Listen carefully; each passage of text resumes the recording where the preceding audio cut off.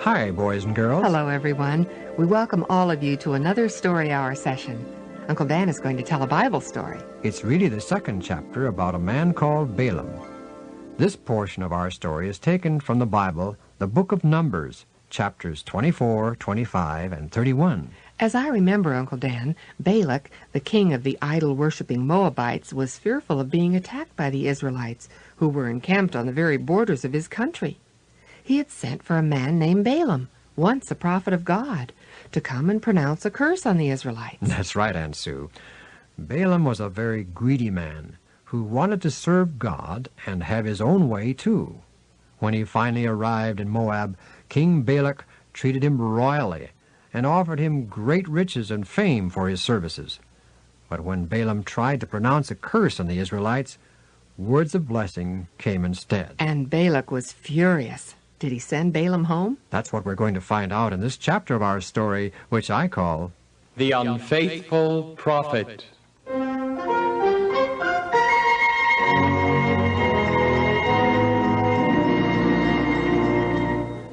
Balaam's failure to pronounce a curse upon the Israelites excited the anger and indignation of King Balak. But the king would not give up easily. He had gone to great lengths to bring Balaam to Moab, and he would yet prevail upon the greedy prophet to find a way to curse Israel. From their position on the mount, the king and Balaam once more behold the Israelites on the plain below them. From here we can see their entire camp, Balaam. Oh, so many tents. There are over 1 million Israelites down there. Oh, the camp is so orderly. I had been told that the Israelites were a rude, disorganized multitude infesting the country with roving bands that were a pest and terror to the surrounding nations. They're far from disorganized and rude. Just the contrary. They're well-disciplined and orderly. But they are a pest, all right. A dangerous, supernatural, unpredictable pest. Oh, Moses, their leader, must be a great man. He knows how to use magic and supernatural agencies. If those people down there knew what is about to happen, I wonder what they would do. But come, my good man. I can see that the scene is too much for you. I will take you to a... The king determined to take the prophet to some point where only a small part of the Israelite host might be seen. He believed that if Balaam could be induced to curse Israel in detached groups, the whole camp would soon be devoted to destruction. On the top of an elevation called Pisgah, another trial was made. Again, 7 altars were erected, whereon were placed the same offerings as at the first. But at last, instead of pronouncing a curse, words of blessing fell from his lips. The king of Moab, disheartened and distressed, exclaimed, Neither curse them at all, nor bless them at all. Did I not tell you all that the Lord says that I must do? But a faint hope still lingered in the heart of the king, and he determined to make another trial. I am going to give you still another chance. Come with me to Mount Peor. There we have a beautiful temple devoted to the worship of Baal. Perhaps it will please your God that you may curse them from there. Then build me there 7 more altars and provide me 7 bulls and 7 rams for sacrifices. When all was in readiness, the nobles and the princes of Moab, with King Balak, stood beside the sacrifice, waiting expectantly, hopefully, for Balaam to pronounce the curse. Ah, now Israel will be cursed, and the strange power of the Israelites shall forever be paralyzed. But Balaam did not curse Israel. Instead, the Spirit of God came upon him, and he blessed them. Included in the blessing was a most beautiful and sublime prophecy of the world's Redeemer to come. I shall see him, but not now. I shall behold him, but not nigh. There shall come a star out of Jacob, and a scepter shall rise out of Israel, and shall smite the corners of Moab, and destroy all the children of Sheth. You blessed them. I called you to curse my enemies, and you have blessed them 3 times. I was going to promote you to great honor, but you Get out of my presence and never let me see you again. Oh, I warned you that I could only speak such words as God would put into my mouth. Get out. Get out.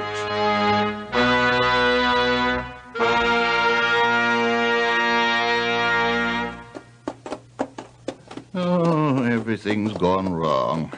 The king is angry with me. God is displeased with me. My dreams of wealth and honor are gone. My trip to Moab was self-chosen. I didn't have God's sanction. One just can't serve God and mammon.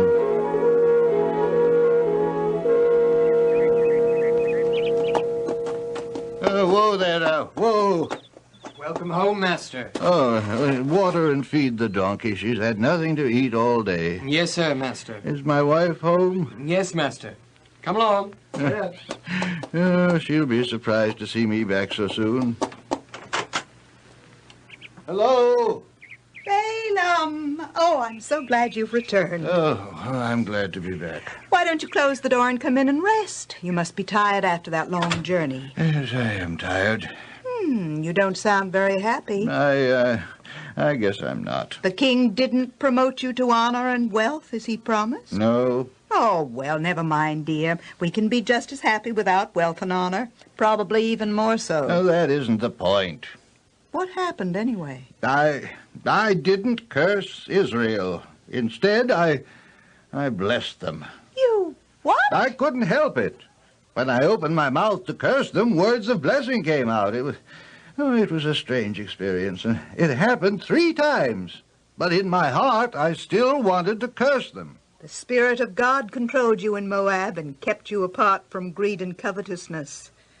The power of God has left you now, and you're right back where you were, greedy and selfish. Oh, you over-dramatize things. It's simply that I deserve honor and wealth, and I'm going to have them. How? Somehow.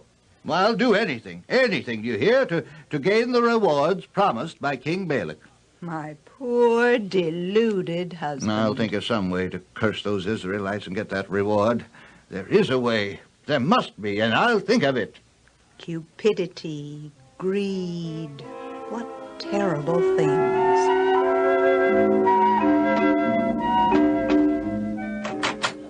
I've got it! I've got it! You have what, Balaam, dear? Oh, I've thought of a way to get back in the favor of King Balak, curse Israel, and receive all the honors and riches promised by the king. You just won't give up, will you? Of course not. Why should I? I finally thought of a way to curse Israel so they'll stay cursed.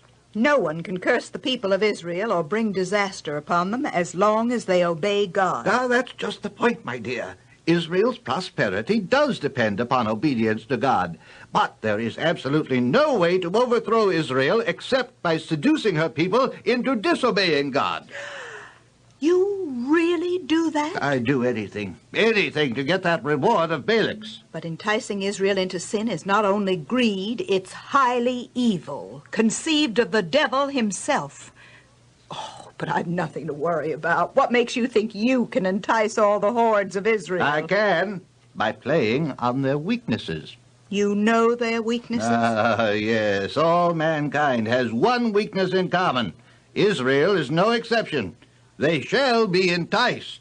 Balaam, I beg you, do not do this wicked thing. No use to argue about it. I've made up my mind. But what will become of you? I shall become second in power and honor to the king himself. I don't mean that. I mean what will happen to you in relation to God. Surely he will hold you accountable for any sins you may cause Israel to commit. Am I Israel's keeper? We all have a responsibility to our fellow men, and we do Now, have... enough of this. I shall go to Moab and curry the favor of King Balak. Long live the king!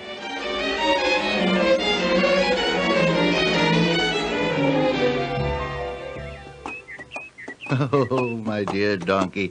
Once again, we are on the way to Moab. This time, my mission will be successful.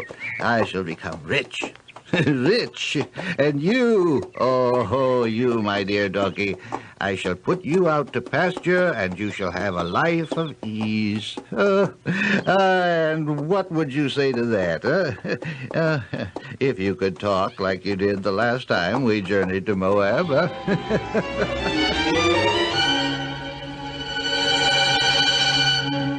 Balaam, prince from Mesopotamia, to see his majesty, great and mighty monarch of all Moab. Balaam? Did I grant him an audience? I think not, your majesty. And I won't. I don't wish to see that pretender again. He displays a lot of boldness to come here when I told him I never wanted to see him again. I am bold, your majesty, but only because I bring with me a gift for his majesty. I don't wish anything from you. I bear the greatest gift his majesty could wish for. I wish only to defeat the Israelites. That, your majesty, is the very gift I bring. You offer to conquer Israel? As a gift. You tried 3 times and failed. I shall not fail again, your majesty. You propose to curse them? I propose to bring about let us say, a curse upon themselves. Sounds interesting. Audience granted, Balaam. Lackey, clear the court of everyone except the chief princes. Yes, your majesty. You heard the king's orders. Withdraw to your own quarters immediately. Now, Balaam, let's hear your proposition. If you succeed in forever paralyzing the strange power of the Israelites, my offer of promotion to great honor and rich rewards still holds. On the other hand, if you fail, well, I won't fail, your majesty. We'll see. To understand my plan, to understand how and why it will work, you will have to first understand where this strange power you speak about comes from. It comes from the Israelite God. The prince is right. Their God is their power. It naturally follows, then, doesn't it, that as long as the Israelites are true to their God, he will grant them his protection and favor. And win battles for them. That's logical. I plan to separate Israel from their God. You mean make him angry at them so that he'll no longer use his power to shield and protect them? Precisely. The plan has merit. I have only one question. How to separate Israel from God so that he will withdraw his protection? Obviously you realize the difficulties involved. Difficulties? Oh, no, your majesty. All we have to do is get Israel to disobey God. But I understand they are very faithful in obeying him. True, your majesty, true. Yet there is one area in which they, like all people everywhere, are vulnerable. Be more explicit. Come to the point. One of the main commandments of God is that his people shall have no other gods before them. We will cause Israel to worship your God, Baal. Israel's God will then desert them, and they will become easy prey of your armies. You consider getting Israel to worship strange gods an easy task? Oh, relatively, yes. Balaam, I like the plan, and I appoint you to work out its details. Thank you, your majesty. I still don't understand the plan or how it will work. You will. Keep me informed, Balaam. Yes, your majesty. Dismissed, both of you. You may withdraw. Thank Yes, your you, majesty. Long live the king.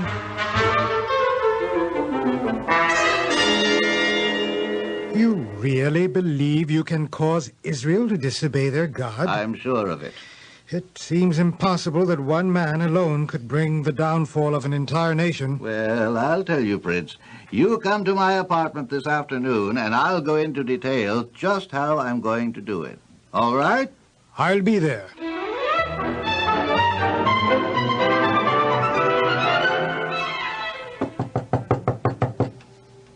Yes?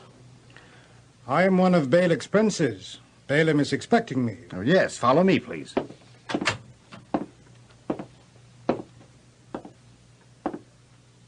He's in there. Go right in. Thank you. Balaam. Oh, good afternoon, Prince. I see you made it all right. Yes, and I'm anxious to hear your plan. Sit down, Prince. Wine? Yes, please. Wine, please. This should be good wine. It's from the king's private stock. Oh, you do rate. Soon I'll be second in power and honor to the king himself. If you successfully curse the Israelites. Your wine, gentlemen. Lady Phileas. lady-in-waiting to the Queen. But what is she doing here? You wish details of my plan to overthrow the Israelites? Yes, but I don't see what that has to do... Listen carefully. But, Lady Phileus... She is part of the plan. I don't understand. But go ahead, I'm listening. Well, to begin with, what is the greatest motivating power on earth? Power yielded by the gods? I mean human. You tell me. Well, there are two basic human motivations, and only two: love and greed. I'm not agreeing, but go ahead. Greed is evil and of Satan. Now, love is good and is of God. They are directly opposed to each other and cannot exist together.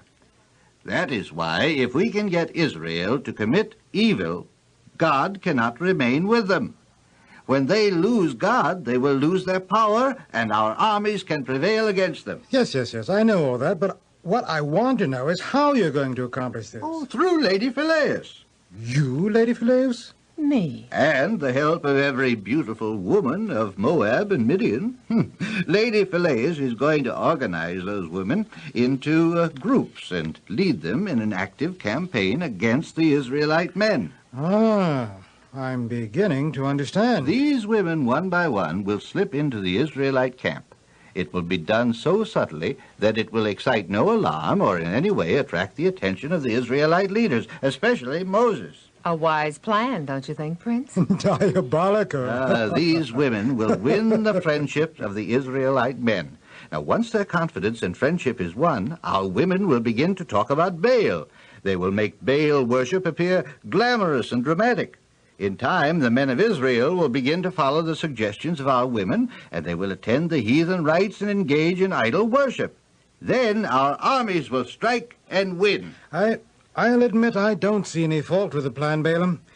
That is, if Lady Phileus can organize our women and direct them. You underestimate the power and discipline of women. Then you think you can do it? I'm positive. Oh, there are many things that I'll do to help. For one thing, the Israelites consider me a prophet of the true God. Now, consequently, I have some influence over them. I'll see some of them, talk to them. First, I will make certain arrangements with King Balak,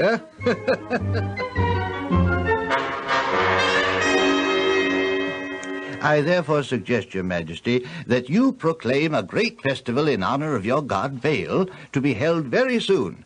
And because of my influence, I shall be able to persuade many of the Israelites to attend the festivities. It is so ordered, Balaam.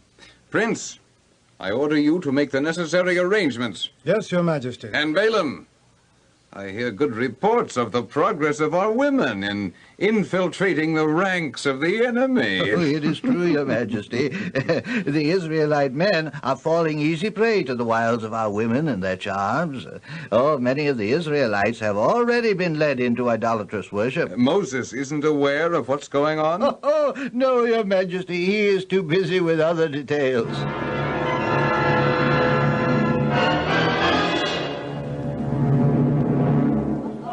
People of Israel, may I have your attention now, please? You are Israelites, and I am of Mesopotamia. Yet for many years I have worshipped the same God you do, the God of Abraham. Furthermore, as you know, I have served as a prophet of God. You are also a friend of Balak, king of Moab. He is our enemy. I understand that you're a member of his court, so what do you want with us, Balaam? Balak is your enemy? Oh, no. You are his enemy. You fear him. You fear him because you do not know or understand him. He worships Baal, a false god.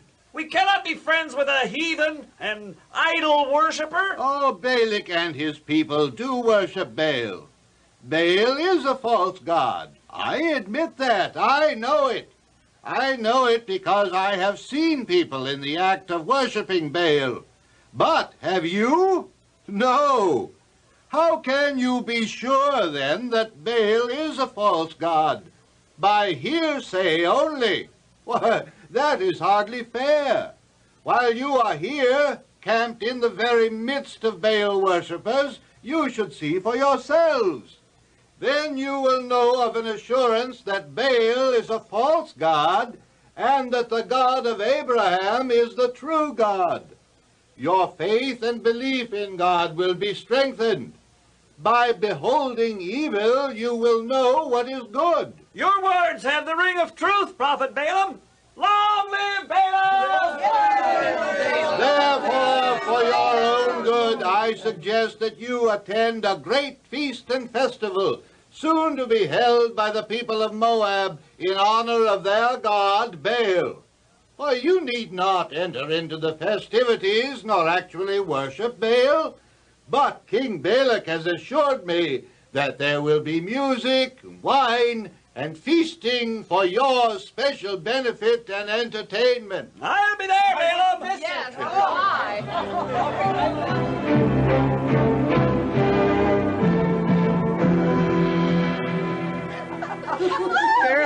Girls, your attention, please. You're all here, as you know, to make final plans for the feast and celebration of Baal. First, I want to congratulate you. Many Israelite men are already openly worshiping our gods in preference to their God. We did it for our country and our king. Long live the king. Yes, long live the king. Well, Balaam, who originated the plan, sends his personal greetings and congratulations. Hooray for Balaam. But best of all, girls, your king, King Balak, the great and mighty king of Moab, is personally aware of the efforts that you've made for him and your country. And he, too, sends his personal greetings and congratulations. Long live the king. All that you have done in the past to persuade Israel into worshiping Baal will be finalized in the forthcoming feast and celebration. You'll cause the downfall of 2 Israelites, where you have caused only 1 in the past.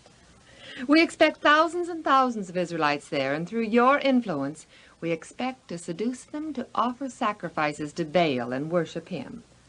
Then our armies will attack, and that will be the end of the Israelites. All because you women of Baal have done your duty for your king and your country. Hail to our Balak. Long live the king. Long live the king. Hooray!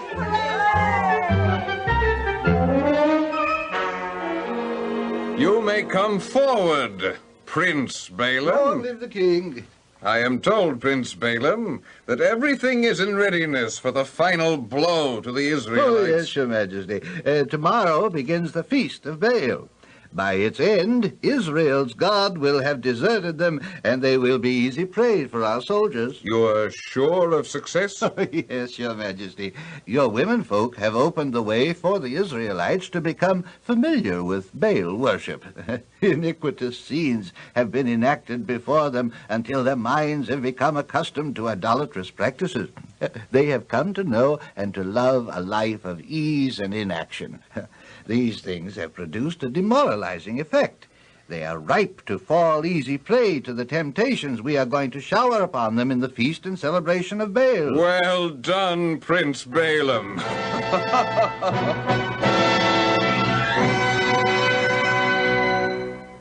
The great feast and celebration to the god Baal began. There was music and dancing. Great numbers of Israelites joined Balaam in witnessing the festivities. At first, they watched from a distance. Then, little by little, they drew closer. Finally, they ventured upon the forbidden grounds itself. Thus, they began to become entangled in Satan's snare. Unable to resist the music and dancing and allured by heathen rites, the Israelites cast off their fidelity to God and joined in the wild festivities. Hurrah for Baal! Hail to Baal! Indulgence and mirth, feasting and wine beclouded Israel's senses and broke down their barriers of self-control. Having thus defiled their consciences, they were persuaded to bow down to idols. Come on now, bow down to Baal. What harm can it do? Baal isn't the true God. Of course he isn't. So what harm can it do to bow down to him? Oh, all right. If you want me to, I'll do it. Sure, I'll do it. Casting caution to the winds, the Israelites joined in offering sacrifices upon heathen altars and participated in the most degrading rites. When Moses learned of this, he was filled with righteous indignation, and the wrath of God was kindled.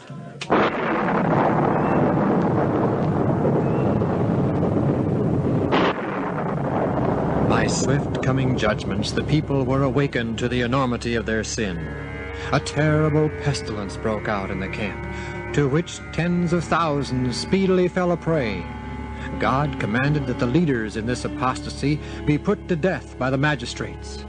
All felt that the punishment was just, and the people hastened to the tabernacle, and with tears and deep humiliation confessed their sin. Help us, Lord. Oh, God, hear us. And God's wrath was appeased, and he once again became their divine leader and protector. Meanwhile, the unfaithful prophet Balaam continues with his plans. Oh, well, my dear, I've got to go. I'm going to join the king's forces in battle against the Israelites. You are going to war, but you're not a soldier. You know nothing of fighting battles. Oh, but I am a prince of Moab now. As such, it is my duty to be at the head of the fighting. But you'll be fighting against your own people and against God. The Israelites aren't my people anymore. And God? What has he ever done for me? Anyway, after this one battle, I can retire and enjoy the riches of Moab. I'll have honor, wealth, and riches. We can sit back and enjoy life. You are greedy. I just want my just dues, that's all. I'll see you after the battle to enjoy the fruits of my greed, as you call it.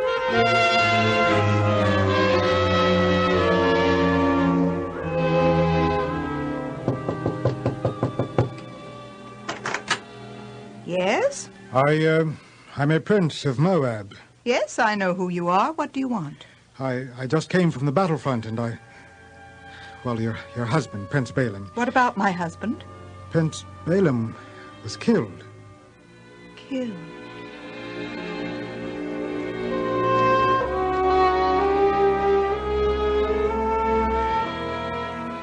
Foolish are they who trust in wealth and boast themselves in riches.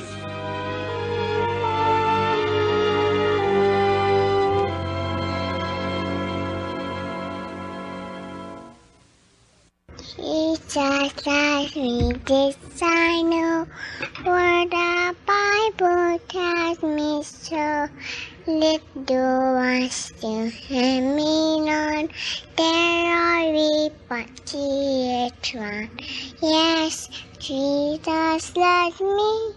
Yes, Jesus loves me. Yes, Jesus loves me, for the Bible tells me so. Bringing you teaching and preaching to help your light so shine before men that they may see your good works and glorify your Father which is in heaven. This is the Harbour Light of the Windwards, broadcasting from the beautiful island of Carriacou.